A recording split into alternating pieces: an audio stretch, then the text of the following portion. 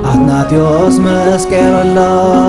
ተባዕደ ያስቆሮስ ብፁዓን ሐዋርያት ቀዳሞት ሲኖዶስ ጎደሎ ዘይብላ ፍጹም ዘይትሕደስ ተዋህዶ እንዳበሉ ኣሕፊሮም ዲያብሎስ ተዋህዶ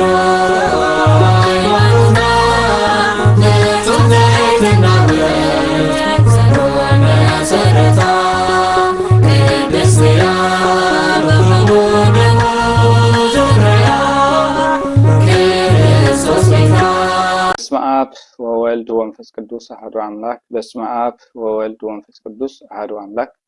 በስመ አብ ወወልድ ወመንፈስ ቅዱስ አሐዱ አምላክ አሜን።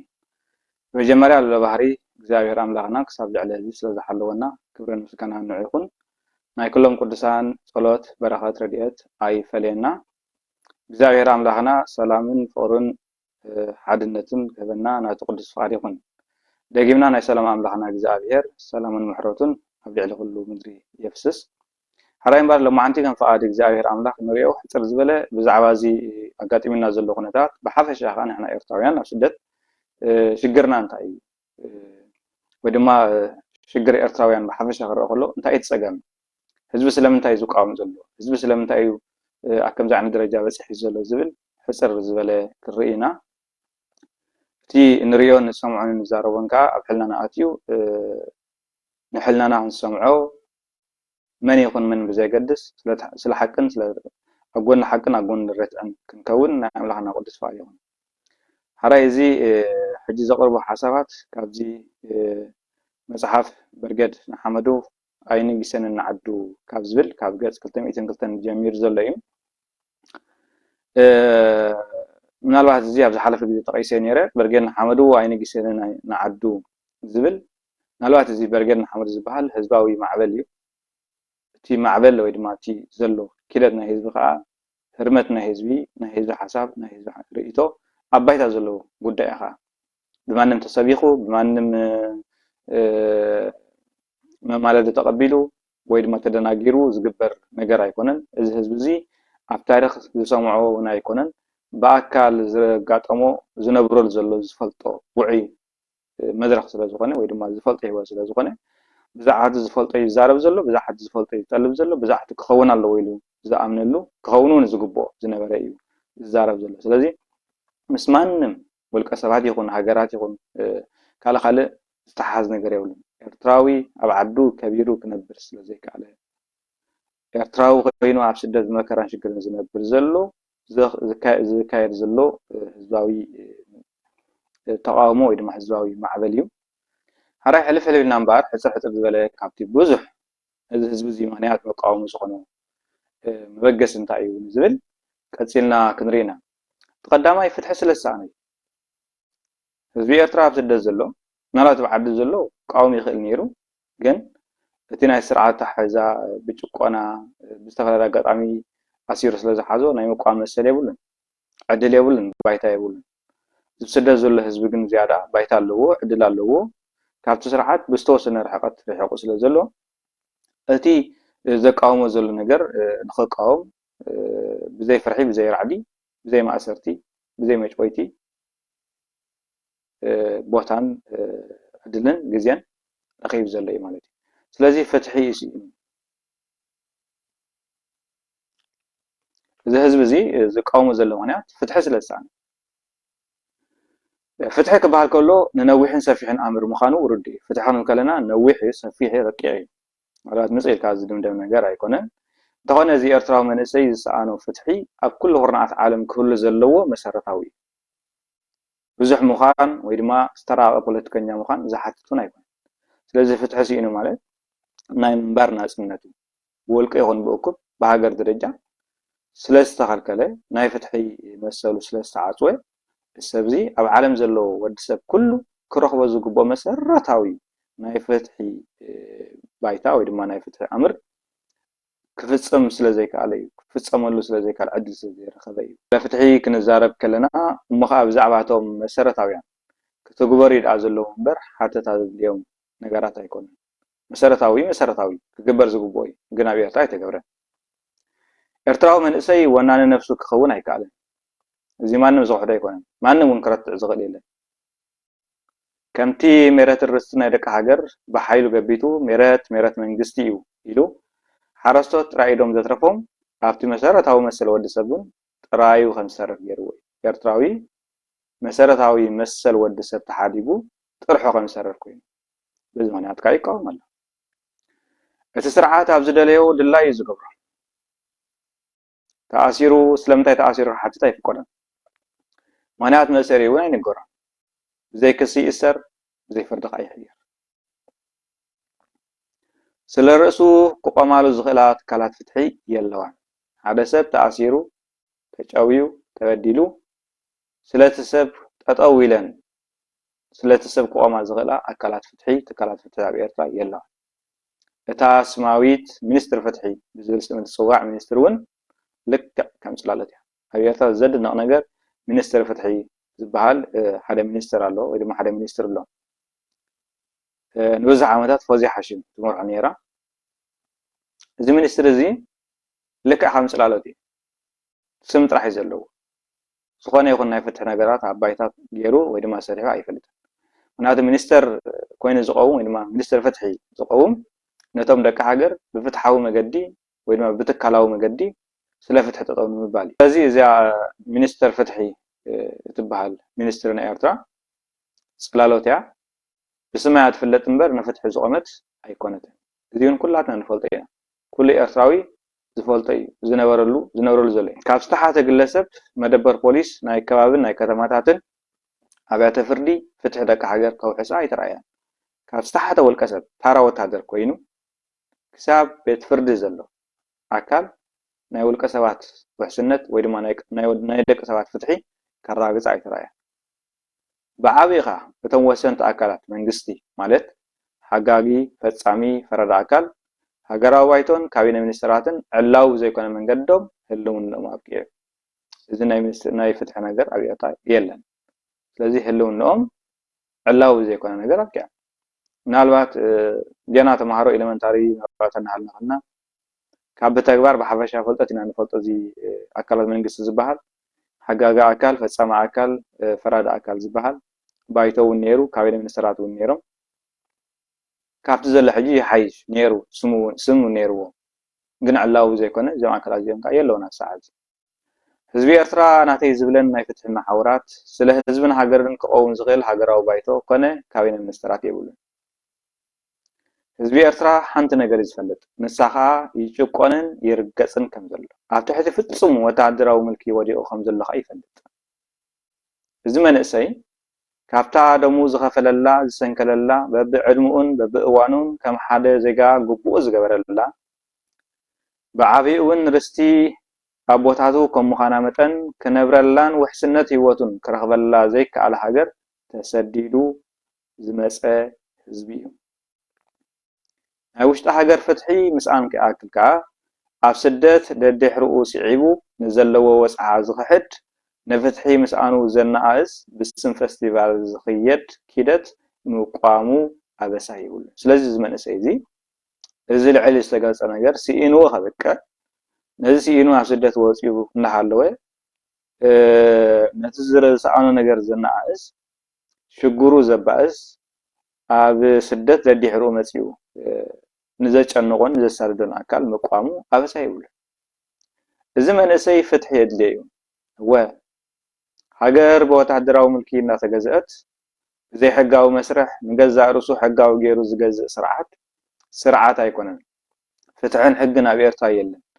ሕጂ ግን ኩሉ ይግባእ ኤርትራዊ ሕግን ፍትሕን ይግዛእ እዩ ኢሉ ንዝምጉት መንእሰይ ብዝኾነ መለክዒ ዘንቅፍ የብሉ እምበር ሰንኪሉ ተኣሲሩ ተዓፊኑ ስድራ ቤቱ ወለዱ ደቁ ሰበይቱ ሰብኣያ ወዘተ ብሓፈሻ ህዝቢ ኤርትራ ብዘይ ፍትሕን ሕግን ይጭቆን ኣሎ ኣነ እውን ካብዚ ፍትሒ ዘይብሉ ኣካይዳ ኣምሊጠ ኣብ ፍትሒ ዘሎ ሃገር ይነብር ኣለኹ እዚ ፍትሒ ዘይፈልጥ ስርዓት ግን ናብዚ መፂኡን ኣንጻር ፍትሒ ቃለስን ፕሮፓጋንዳ ይነዝሕ ኣሎ ኢሉ ቃሉ ምስምዑን ምቋሙን ፍትሒ ዝጠልቦ ኣካይዳ እዩ ያ እምበር ተቐዳመይቲ ፍትሒ ስለዝሰኣነ ውሽጢ ዓዲ ፍትሒ ሲኢኑ ኣብ ደገ መፂኡን ፍትሒ ዝጉዕፅስ ዓማፃ ኣካል ስለ ዘሎ أنصارو نزجبر قالسي تقاومو እዚ ፍትሒ ዝጠልቦ እዩ ካልኣይ ኣካላዊ ዓመፅ ገጢምዎ እዩ ዝመንእሰይ እዚ ወይ ድማ እዚ ህዝቢ እዚ ኣብ ስደት ኣብ ኩሉ መነባብሮ ዝነብር ህዝብና በቲ ስርዓት ኣካላዊ ዓመፅ እናወረደ ይመፅ እዩ ኣብ መደበር ታዕሊም ኣብ ኣሃዱታት ጥራሕ ዘይኮነስ ወተሃደራዊ ክዳን ዝለበሰ ኣብ ንእሽቶ ፅርሒ ስራሕ ዘሎ ታራ ካድርን ወረ መበፃፅሒ ወይ ድማ ናይ እዝኒ ከይተረፈ ኣካላዊ ዓመፅ የብፅሕ ነይሩን ኣሎ ኩላትና ንፈልጦ ኢና እዚኡ ክሕሱ እንተዘይደልዩ ክኽሕል እንተዘይደልዩ ዝደገ ዘሎ መንእሰይ እዚ ይፈልጦ እዩ ብኣካል ዝነበረሉ እዩ ምንጩ እቲ ስርዓት ክኽተሎ ዝፀንሐ ኣካይዳ ስለ ዝኾነ ክሳዕሎም እውን ኣሎ ኣብ ሰራዊት ከመይ ዓይነት መግረፍትን ስቅያትን ይበፅሕ እዚ ወተሃደር ዝነበረ መንእሰይ ጥዒምዎ እዩ ክንደይ ፀልማትን ጎዳጉድን ከመይ ዓይነት ኣካላዊ ዓመፅ የጋጥም እዚ መንእሰይ ነይርዎ እዩ ብሰንኪ ኣካላዊ ዓመፅ ክንደይ ዜጋታት መይቶም ሰንኪሎም ዝተፀለሉ እውን ኣሎ እዚ መንእሰይ እዚ ተፀሊሉ ወይ ኣእምሮ ስሒቱ እኳ እንተዘይመፀ ኣብ ልዕሊኡ ዝወረደ ኣካላዊ ዓመፅ ብኣፍ ክንገር ዝኽእል ኣይኮነ ነርናሊ ኢና ኩላትና ንፈልጦ ኣብ እስራኤል ኣሜሪካ ካናዳ ኤውሮጳ ብሰንኪ ኣብ ኤርትራ ዘጋጠሙ ኣካላዊ ዓመፅ ቀትሪ ክዳን ተኸዲኑ ለይቲ ግና ክብህር ዝሓድር ሰብ ብዙሕ እዩ እንታይ ዘምፅኦ እዩ ንሱ እንተዘይሞተ ኣብ ቅድሚ ዓይኑ ክንደይ ዝሞቱ ሰባት ኣፋኒ እዩ ኣብ ሓደ ኮንቴይነር ፀልማትን ጉድጓድን እናተቐጥቀጠ ፃዕዳ እግሩ ብበትሪ ዝባኑ ብኤሌክትሪክ እናተለብለበ ክንደይ ኣብ መንጎ ኣእምሮኦም ዝሰሓቱ ዝመቱ ገለ ከዓ ለሚሶም ዝተረፉ ይፈልጥ ባዕሉ እዚ መንእሰይ ሰብነቱ እንተዝግንፀል ክንደይ ናይ ኣካላዊ ዓመፅ ፍፃሜታት ኣብ ልዕሊኡ ተፈፂሞም እዮም እዚ ጥራሕ ኣይኮነን ካብቲ ጨካን ስርዓት ኣብ ዝሃደመሉ ግዜ ኣብ ደባ ተታሒዙ ክንደይ ሽግርን መከራን ረኺቡ እዩ ኣብ ካልኦት ሃገራት ኣብ ዝበፅሓሉን ብሰንኪ ናይቲ ስርዓት ዘስዓቦ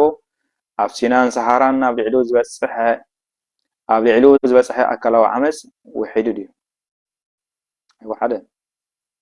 ካብ ኤርትራ ክወፅእ ከሎ ኣብ ደቡብ ክንደይ ሽግር ረኺቡ ኣብ ኢትዮጵያ ስዒቦም ክንደይ ሽግር ዝፈጠሩ ኣካላት ኣለው እዚ ምናልባት ምስ ካልእ ግዜ ክንዛረበሉ ኢና ኣብ ሱዳን ኣብ ምድረ በዳ ኣብ ሲና ኣብ ሰሃራ ኣብ ባሕሪ ክንደይ ሽግርን መከራን ክንደይ ዓመፅን ዘጋጠሞ ሰብ እዩ ኣካላዊ ዓመፅ ዝረኣየ ዝጠዓሞ ኣብ ህይወቱ ዝተፈፀመሉ እዩ እዚ ኣብ ስደት ዘሎ ህዝቢ ኣብ ልዕሊ ኤርትራዊ ዝበፅሐ ኣካላዊ ዓመፅ ክንደይ ኢልካ እሞ ይክዝርዘር ብዛዕባ እዚ ክትፅሕፍ ኮነ ክትዛረብ ኣብ ትጅምረሉ እኮ ኣእምሮኻ ይናወፅ ልብኻ እውን ንክብደትን ዓይነት ነቲ ዓመፅ ኣብ ተሓስበሉ ልዕሊ ዓቕማ ይኾና እሞ ምጭምጓዕ ደም ደው ንክተብል ዝተርፋ የልቦን ብዛዕባ እዚ ኣብ ኤርትራዊ ዝበፅሐ ኣካላዊ ዓመፅ ክትዛረብ ክትፅሕፍ ኢልካ ኣብ ተሓስበሉ ግዜ ካብ ክብደት እቲ ዓመፅ ዝተላዕለ ኣእምሮኻ ይናወፅ ልብኻ እውን ንክብደትን ዓይነትን እቲ ዓመፅ ኣብ ተሓስበሉ ልዕሊ ዓቕማ ይኾና እሞ ምጭምጓዕ ደም ደው ንክተብል ዝተርፋ የልቦን እዚ ዓመፅ እዚ ዝወረዶ መንእሰይ እምበኣር ነቲ ዓማፂ ምቋሙ ኣንፃር ዓመፅ ጠጠው ምባሉ ሓቂ እዩ ሳልሳይ ስነ ኣእምራዊ ዓመፅ በፂሕዎ እዩ እዚ ብስደት ዘሎ ህዝቢ ኩሎም እቶም ኣብ ልዕሊ እዚ መንእሰይ ዝተፈፀሙ ግህሰታትን ዓመፃትን ውፅኢቶም ኣብ ስነ ኣእምራዊ ዓመፅ ዝጠቃለሉ እዮም እቲ ስነ ኣእምራዊ ዓመፅ ዝብል ኣምር ቃል ብቃሉ ክንወስዶ ከለና ኣብ ኣእምሮ ደቂ ሰባት ዝኽሰት ወይ ዝፍፀም ዓመፅ ዝብል እዩ ከም ኣብነት ብቃላት ዝፍፀም ዓመፅ እንተወሲድና ስነ ኣእምራዊ ዓመፅ እዩ እዚ ዓይነት ተግባራት ብፀርፊ ስግኣት ውርደት ምትላል ምፅላም ወዘተ ተሰንዩ ሰባት ኣብ ናይ ነዊሕን ሓፂርን ናይ ስነ ኣእምራዊ ዓመፅ ከም ዝወድቁ ይኾን በዚ ከዓ ስነ ኣእምራዊ ስንባደ ድሕሪ ስንባደ ዝስዕብ ፀቕጢ ዘይውሕስነት ፅዑቕ ዝኾነ ዘይምችውነት ጭንቀት ወዘተ ይኸትል እዚን ካልእን ከዓ ብቐጥታ ይኹን ብተዘዋዋሪ ኣብ ልዕሊ ኩሉ ኤርትራዊ ብፍላይ ኣብ ልዕሊ እዚ መንእሰይ ወሪዱ እዩ ኣብ ግዜ ሰውራ ኤርትራ ይኹን ድሕሪኡ ዋላ እውን ኣብዚ ናይ 1998 ክሳብ 2000 ዝነበረ ኩናት ብሰንኪ ናይዚ ስነ ኣእምራዊ ዓመፅ ህይወቶምን ህይወት ሰባት ለኪሞም ዝፀፉ ሰባት ውሕዳት ኣይኮኑን ኣርኪብናሉ ኢና ምስ ግዜ ብፍላይ እዚ ድሕሪ ልዕሊ 30 ዓመት ዘሎ ሰብ ብፍላይ ልዕሊ 30 ዓመት ዘሎ ሰብ ክንደይ ሰብ በዚ ሽግር እዚ ተበሳጭዩ ክንደይ ሰብ ናይ ኣእምሮ ብስጭት ኣጋጢምዎ ብረቱ ከፊቱ ነብሱ ኣጥፊኡ ሰብ ዝለከመ ብዙሕ እዩ ብፍላይ ኣብዚ ናይ 98 ደሪና ብዙሕ ሰብ ከምኡ ዓይነት ተግባራት ይፍፅም ከም ዝነበረ ናይ ቀረባ ታሪክ ወይ ድማ ናይ ቀረባ ትዝታ እዩ እዚ ዘምፅኦ ከዓ ናይ ስነ ኣእምራዊ ዓመፅ በቲ ስርዓት እዩ ብፍላይ እኳ ደኣ ኣብ ግዜ ገድሊ ብዘጋጠሙ ተነፅሎ ፀለመ ፀርፊ ጥልመት ክሕደት ኣብ ከቢድ ናይ ስነ ኣእምሮ ዓመፅ ስለ ዝወደቑ ህይወቶም ክሳዕ ምጥፋእ ዝበፅሑ ውሑዳት ኣይነበሩን። እዚ ብዙሕ ዝተፃሓፈ መፅሓፍቲ ኣሎ ተረኺብናዮ ብኣካል ክነንብቦ ንኽእል ኢና። እዚ መንእሰይ እዚ እውን ኣብ ትሕቲ እቲ ካብ ግዜ ገድሊ ጀሚሩ ዝመርሕ ዘሎ ስርዓት ስለ ዝፀንሐ ኣብ ዝተፈላለየ ኣጋጣሚ ግዳይ ስነ ኣእምራዊ ዓመፅ ኮይኑ እዩ። ኣብዚ ብስም ፌስቲቫል ዝግበር እውን ነዚ መንእሰይ እዚ ስነ ኣእምራዊ ዓመፅ ዘኸትሉ ፀርፊ፣ ዘለፋ፣ ንዕቀት፣ ክሕደት ዜጋታት ኣይኮኑን ክሳዕ ምባል ዘብፅሐ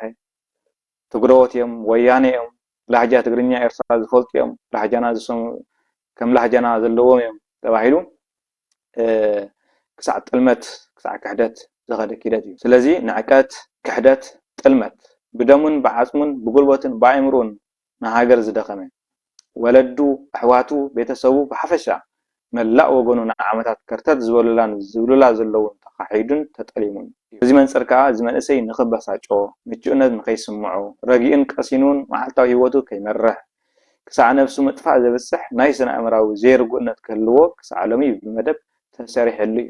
እቲ ማለት ብእስራኤል ዝግበር ዝፀንሐ ኣብ ኤውሮጳ ዝካየድ ዝፀንሐ ኣብ ካናዳ ዝግበር ዘሎ ኣብ ኩሉ ዓዲ ዝግበር ዘሎ ሰብ እዚ ኣብ ልዕሊኡ ናይ ስነ ኣእምሮ ዓመፅ ኣካይድካ ዘይርጉእን ንህይወቱ ክመርሕ ኣብ ዘይክእለሉ ደረጃ ንምውራድ ዝግበር ዘሎ ኪደት እዩ። እዚ ከዓ መቕፀልታ ናይ ተግባራት ዘሎን ዝነበረን እዚ መንእሰይ እዚ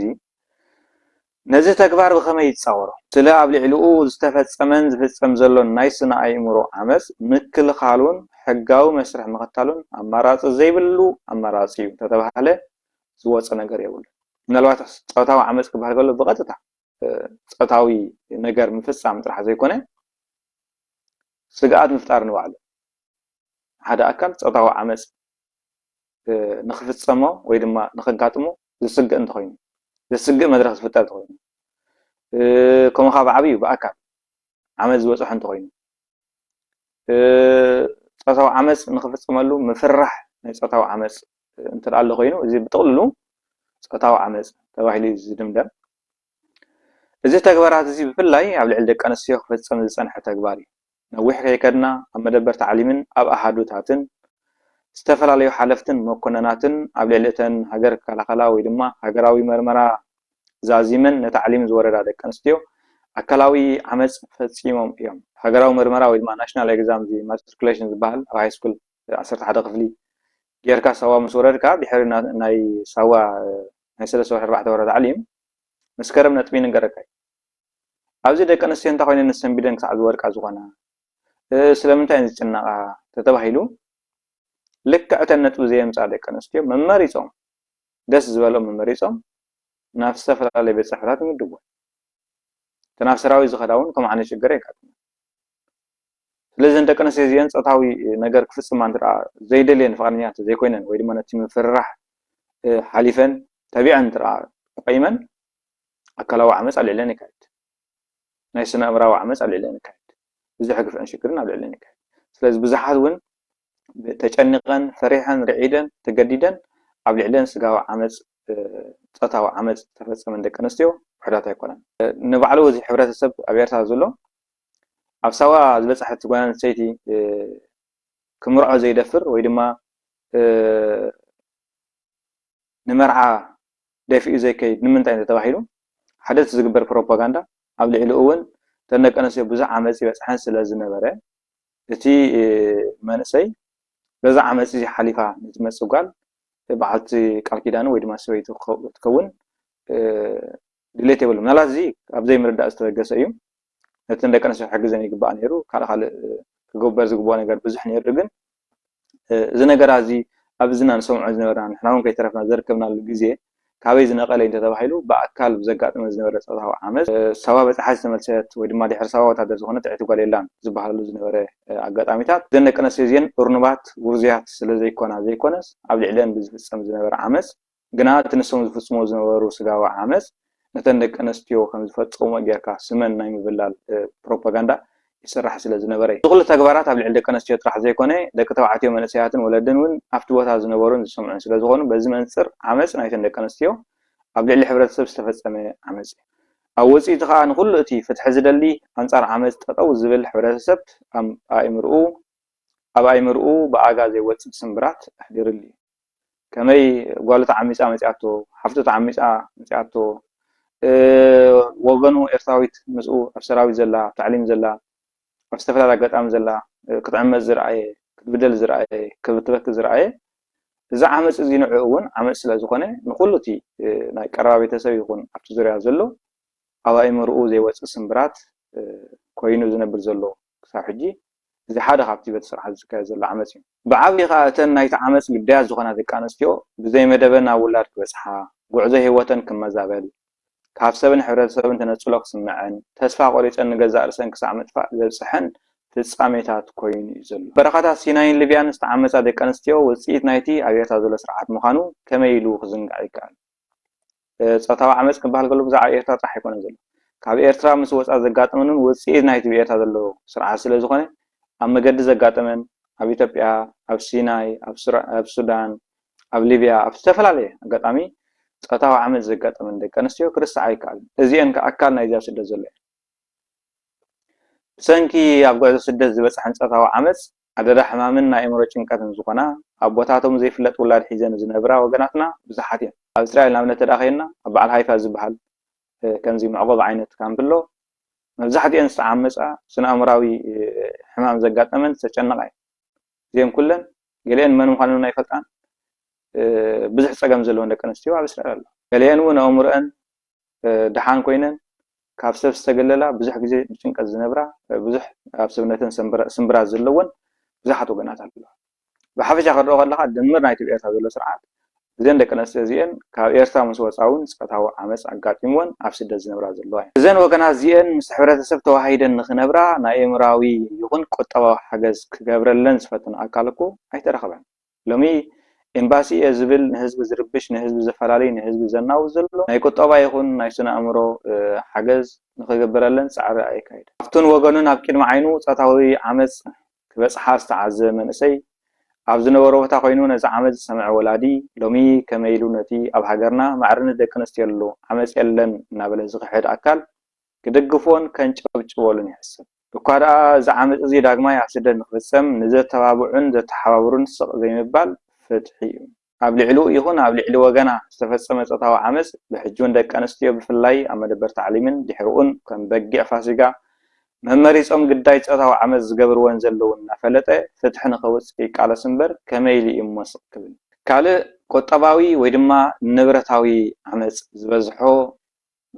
ካልእ ቁጠባዊ ወይ ድማ ንብረታዊ ዓመፅ ዝበፅሖ ህዝቢ እዩ ዝስደት ዘሎ እቲ ዘሎ ስርዓት ኤርትራ ሜረታን ህዝባን ከም ናይ ውልቁ ንብረት ገይሩ ስለዝሓዞ ኣብ ልዕሊ ህይወትን ንብረትን ድሌት እዩ ዝገብር ብዛዕባ ቁጠባ ሃገር ሃብቲ ውልቀ ሰባት ንብረት ህዝብን ሃገርን ብሓፈሻ ብጥቕልሉ ንብረትን ቁጠባን ናይቲ ስርዓት እዩ ሰባት ቁጠባዊ ሓርነት የብሎምን ሃገር ብዓባያ ስለ ቁጠባ ዘርብሕ መደብን ራእን ስለዘይተቐመጠ ኣብ ድኽነት እያ ዘላ ኤርትራ ሰሪሑ ዝበልዕ ህዝቢ ስለዘይብላ ሃብትን ንብረትን ስለዘይብላ ንክትነብረላ ምጭእቲ ሃገር ስለዘይኮነት ብቁጠባ ድኻ ኮይና ስለተፈጥረት ድኻ ኮይና ክትነብር ስለትኽእል ኣይኮነት ግና እቲ ዘሎ ስርዓት ውልቀ ሰባት ናይ ቁጠባ ሓርነት ክህልዎም ኣይፈቐደን ብምልእታት ሃገር ኣብ ዓባያ ናይ ቁጠባ ፖሊሲ ናይ ቁጠባ መርሃ ስለዘይብላ ሃገር ኣብ ድኽነት ትነብር እቲ ስርዓት ኣብ ደስ ዝበሎ ግዜ ስለዝህግርን ዘሕድግን ሰነዳት ውዕል ንግዲ ዋንነት ንብረት ከምኡውን ዝተፈላለዩ ነገራት እዚ ዘይበሃል ምዝመዛ ስለዝካየድ ኣብ ልዕሊ ሃገርን ህዝብን ቁጠባዊ ወይ ድማ ንብረታዊ ዓመፅ ክካየድ ፀኒሕና ኣሎ ፍትሒ ስለዘይነገሰ ማሕበራት ፍትሒ እውን ስለዘየለዋ ሰባት ንብረቶም ብቐሊሉ ይህገሩ ይሕደጉ ከምኡ ከዓ ይውረሱ እዚ ብኤርትራ ብዙሕ እዚ 30 ዓመት ስለዘጋጠመ ከም ተወለደ ዝብልዎ ነቐባረዶ ተረዲኡ ዝተፈላለያ ናይ ንግዲ ትካላት ዝነበሮም ብብዝሒ ቀረፅን ቀረብ ዘይምርካብን ናብ ዕዳ ይኣትዉ ወገሮም ከዓ ብዙሓት ይፅለሉ ብዙሓት እውን ደም ብዙሕ ገይሮም ይሞቱ ብድምር ክርኢ ከለካ እቲ ሃገር ኣብዚ ሕጂ ዘሎ ደረጃ ወዲቓ ትርከብ ሓረስቶት ሜረቶም ስለዝተሓድጉ ኣብ ጥሜትን ድኽነትን ይወድቁ መላእ መንእሰይ ሃገር ብስም ወፍሪ ዋርሳ ይከኣሎን ክተትን ቁንጣሮ ደሞዝ ኣብ ልዕሊኦም ሰፍ ዘይብል ናይ ቁጠባ ዓመፅ ይካየድ ኣሎ ካብ ክረምቲ 2002 ጀሚሩ ክሳብ ሕጂ ንልዕሊ 21 ዓመት ወፍሪ ዋርሳ ይከኣሎ ተባሂሉ ሰብ ብዘይ ደሞዝ ብዘይ ዝኾነ ሓገዝ ዕድሙን ጉልበቱን ኣእምሮኡን ብዜሮ ተራቢሑ ይርከብ እቲ ቁሩብ ዓቕሚ ረኺቡ ገለ ስራሕ ክሰርሕ ዝፍትን እውን በቲ ስርዓት ይውረስ ተጓሒፉ ንግዳም ዝድርበውን ብዙሕ حدا أبنت أبزي بتشحن شوعتن تشحن شو منتن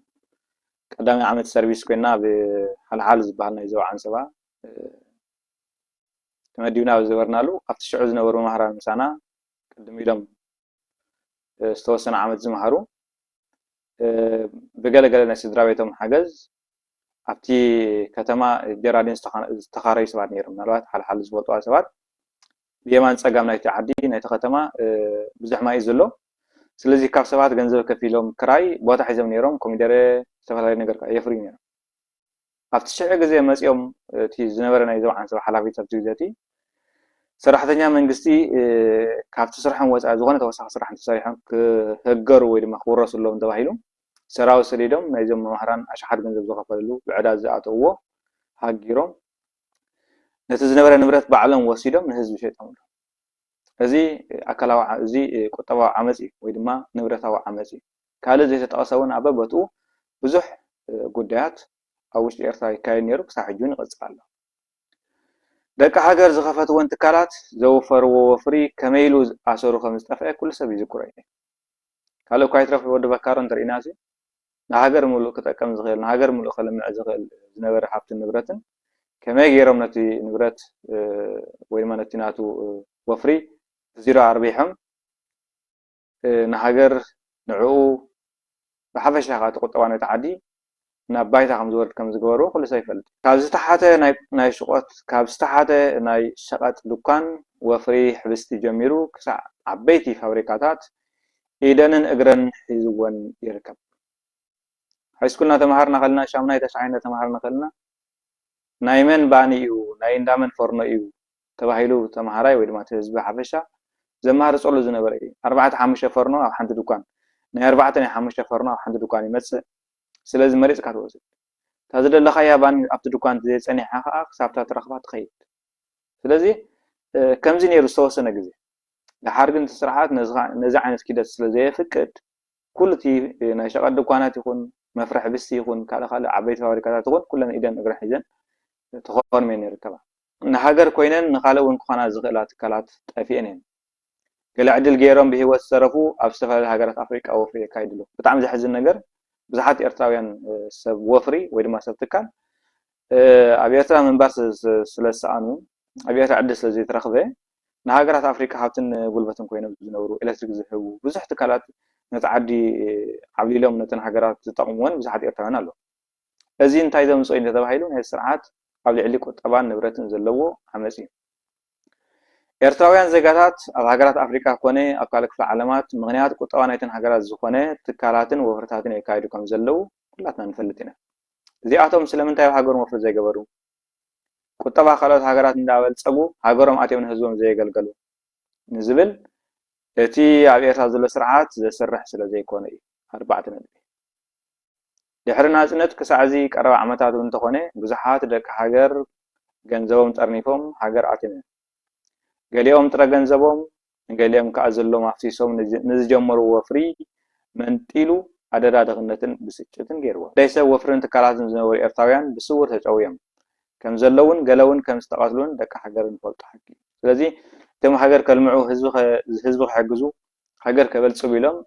ብገንዘብ ብንዋት ብኣይምሮ ብትምህርቲ ካብ ደገ ዝመፁ ሰባት ንገሊኦም ገንዘቦም ኣሕዲጉ ንገሊኦም ከዓ ክሳብ እቲ ዘድሊ ወፍሪ ክሳብ ዝጅምርዎ ዘድሊ ነገር ክሳብ ዝገብሩ ተጸቢዩ ኩል ነገር ምስ ተጻፈፉ ከዓ ብዚሮ ኣርቢሑ ንገሊኦም ጨዊዎም ንገሊኦም ከዓ ናብ ዝነበሩ ዓዲ ተመልሶም ንዓመታት ዝደኸምሉ ገሊኦም እውን ብዕዳ ብዝተፈላለየ ኣጋጣሚ ዝመስረትዎ ወፍሪ ስለ ዝነበረ ናብ ሕማምን ናብ ዘየድሊ ጭንቀትን ክሳብ ሞትን ዝበጽሑ ብዙሓት እዮም እዚ ኣብ ወጻኢ ዘሎ ህዝቢ እውን ኣካል ናይዚ ዓመፅ እዚ እዩ እዚ ስርዓት እዚ ዝነበረ ሃብትን ንብረትን ናይ ደቂ ሃገር ምዕናውን ምውራስን ስለዘይኣኽሎ ብጉልበትን ገንዘብን ዜጋታት ዝተሰርሐ ኣባይቲ ብቢልዶዘራት ገይሩ ኣዕንይዎ እዩ እዚ ዝተኻየደ ምዕናዊ ኣባይቲ ምክንያት ዝበሃል ኣይነበሩ ኣብ ኤርትራ ናይ ህንፃ ንብረት ኮነ ፍቃድ ህንፃ ዝወሃብ ካብቲ ናይ ስርዓት መሓውር እዩ ንብረት ህንፃ ብዘይ ፍቃድ 09 ወይ ድማ ባለ 9 ዝበሃል ትካል ህንፃ ኣባይቲ ከዓ ብዘይ ፍቃድ ምምሕዳር ኣባይቲ ዝከናወን ተግባር ኣይነበረን ክኸውኑን ኣይክእልን ስለዚ ኣብ ሓንቲ ከተማ ሓንቲ ገዛ ክትስራሕ እንተኮይና እቲ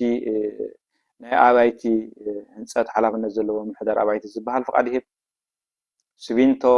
حصاون تندينو خاله زدل ነገር كغزا انت وينو نايت هاجر قطبا حيزو زلو تيبالات شعات زبالنا يغرف تكال ስለዝኾነ ንብረቱን ካብዚ ዝመስል ፍቃድ ካብዚ ዝመስል ስለዚ እቲ ኣብ ዝሓለፈ ዓመታት ቢልዶዘራት ገይሩ ዓነውኖ ዘበሎ ገዛውቲ ወይ ድማ ናይ ህዝቢ ህንፃ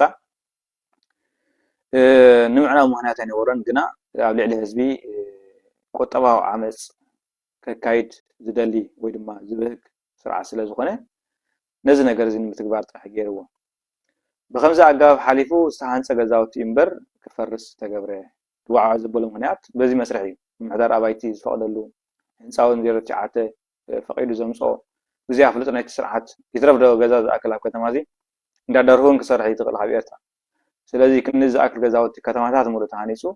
ስርዓት ወይ ድማ መንግስቲ ኣይፈልጦም ፀኒ ሕጂ ፈሊጠ ኢሉ ክዛረብ ዘኽእሎ ምክንያት ወላ ሓደ የብሉ እዚ ከዓ ምክንያቱን መልእኽቱን ፍሉጥ እዩ ኤርትራዊ ሃብትን ንብረትን ኣጥፊኡ ንኸይነብር እቲ ኣብ ደገ ዘለውን ናብ ሃገር ገፁ ግልጽ ንኸይብል ዝዓለመ ዕላማ እዩ ስለ ዜጋታት ግዲ ዘይብሉ ስርዓት ከዓ ክንደይ ስራቤታት ናብ ድኽነት ኣውዲቕዎን ብክንደይ ሽግርን መከራን ፍላይ ዝስራዕ ዘሎ ህዝቢ ተለቂሑ ተመርቂሑ ንስድርኡ ካብ ከራይ ኣውፂኡ ሓንቲ ክላስ ክልተ ክላስ ሰሪሑ ከንብር ምስ ጀመረ ዘለዎ ገንዘብ ፀንቂቑ ገሊኡ እውን ብዙሕ ገንዘብ ተዓድዩ ነዚ ሽግር እዚ ኣብ ዝፈትሓሉ እዋን ገዝኡ ስለ ዘፍረስሉ ንስድራ ቤቱ ኣፍሪሶም ከም ሓድሽ ናብ ፅርግያ ስለ ዝፈነዎም ብዙሕ ሰብ ቁጠባዊ ዓመፅ በፂሕዎ ብሰንኪ እዚ እውን ብዙሕ ውፅኢት ናቱ ናይ እምሮ ዓመፅ ዘጋጠሞ ዘይርጉእነት ዘይምችእነት ዘጋጠሞ ህዝቢ ብፍላይ ኣብ እስራኤል ብዙሕ እቲ ዘሕዝን ግን እዚ ዓይነት ውርደት ተቐቢሎም ከብቅዑ ኣብ እስራኤል ኮነ ካልኦት ክፋላት ዓለም ኮይኖም ንሕና ንሱ ዝብሉ ወገናት ምህላው ስለዚ ኣብ ዝኾነ ዓለም ብዝኾነ ፍለዚ ናይ ፊሎዞፊ ፍልስፍና ወይ ናይ ፖለቲካ ኣምር ንሕና ንሱ ዝበሃል ነገር የለን ህዝቢ ኩሉ ግዜ ህዝቢ ኩሉ ግዜ ዝነብር ህዝቢ ኣይቀርኒ ስርዓት ግን ምስ ግዜ ዝመፅእ ዝኸይድ ስለዚ እዚ ኣብ ኤርትራ ዘሎ ግን እንታይ ዓይነት ሕማም እዩ ዘሎ ንሕና ንሱ ብዝብል ስእልካ ሃውተታ ፖለቲካ ይኮነ ፍልስፍና ይኮነ ክሳብ ሕጂ ዝነብር ዘሎ ርእሱ ዝኸኣለ ሕማም እዩ እዚ ናይ ቁጠባ ምዝመዛን ዓመፅን ግዳይ ዝኾነ መንእሰይ እምበኣር ኣብ ስደት ስዒቦም ገንዘቡን ንብረቱን ክምዝምዙ ዝመፁ ልኡኻት ናይ ስርዓት ኣንጻር ጠጠው ኢሉ ዝቃወም ዘሎ ስለዚ እዚ ህዝቢ እዚ ምቋሙ ዝገብሮ ዘሎ ሰላማዊ ሰልፊ ዝገብሮ ዘሎ ኩሉ ዓይነት ተቃውሞ እዚ ነገር እዚ ስለ ዝበፅሖ ነዚ ነገር እዚ ካለ ድሕሩ መፅኦም ንዝምዝምዝዎን ቁስሉ ንዝጎድኡን ሰባትን ዝካየድ ዘሎ እዩ እዚ ዓመፅ እዚ ኣብ ልዕሊ ክብርታት ልምድን ባህልን ናይ ሓደ ሕብረተሰብ ዝፍፀም ዓመፅ ምሳላዊ ዓመፅ ተባሂሉ ይፍለጥ መብዛሕትኡ ግዜ ዋጋ ናይ ሓደ ሕብረተሰብ ኣብ ውሽጢ እቲ ሃገር ወይ ድማ ዘለዎ ከባቢ የነኣእስዎ